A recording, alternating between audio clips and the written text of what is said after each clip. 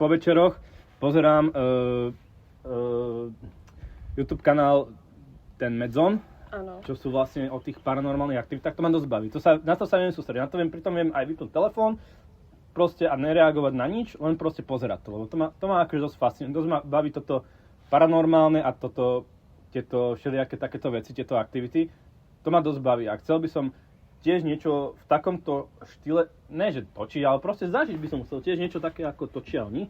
No bude to dosť zaujímavé, ale na to musíš mať aj dosť veľkú psychiku podľa mňa v tomto. To máš pravdu, to podľa mňa, hej, to musíš byť nejak nastavený. No, musíš, určite, lebo to není sranda. Vieš, do čoho ideš, no, tak. Hej, lebo to není sranda. A to na tých chalanoch, z tých medzom, to vidíš na to, že oni sú úplne akože vyrovnaní v týchto veciach a sú úplne že kľudní. Nereagujú nejak, vieš, že keď niečo zachytia, tak sú úplne akože, že majú takú tú chladnú hlavu, vieš. Áno, že aj poďakujú, aj toto všetko. Ja by som sa napríklad strašne zlakla, ja by som sa bála, hej, áno.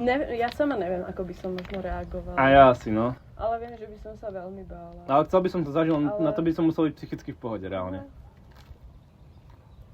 Stačila tá morská pana napríklad, vtedy, čo sme boli v Lozorne. My sme vlastne, my sme išli tam pri tú prehradu, ne? Tam pri tej prehrade, tak sme si mysleli, že je nejaká osoba, alebo čo to bolo, ne? Áno. A my sme nevedeli najprv, že či to je naozajstná osoba, alebo je to akože, že čo to je, ne? A jak sme vlastne išli k tomu bližšie, tak mne sa zdalo, neviem, či mi jebalo, alebo čo, ale že proste ono to má, že jemu tomu, že to rastie hlava, že proste, vieš, tak do výšky, že tomu rastie hlava. Mne práve, že sa zdalo, že sa na nás otáča, vieš, že sa tak na nás, že sa otočila, že najprv, že dopredu, že pozerala ako keby na tú vodu a potom, že sa otočila na nás a zase, že sa pozerala na tú vodu. No a ja som videl, že proste tomu rastie hlava, ne, ty kokos.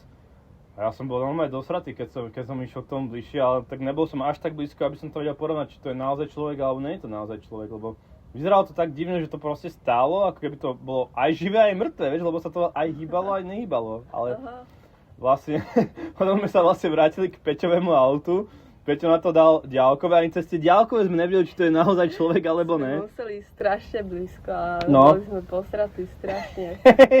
A potom vlastne nakoniec sme zistili, že je to morská panna, ty kokos. Ale to strašidelne to vyzeralo v noci a reálne aj to miesto strašidelne pôsobilo, lebo na jednej strane si mala les, potom si mala cestu a hneď na to si mala tú priehradu, ty kokos. A to vyzeralo strašidelné, ako fakt jak z nejakého hororového filmu alebo niečo. Ale cez ňu tam je strašne pekne ináč, ja som tam bol cez ňu a tam je mega pekne.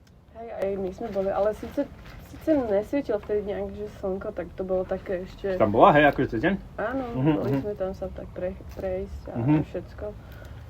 No ale tá morská panna tak vyzerala strašne, aj keď sme boli pri nej, že dosť blízko a keď sme už zistili, čo je zač, tak bola aj tak strašne že nepríjemná, strašidelná. Tak.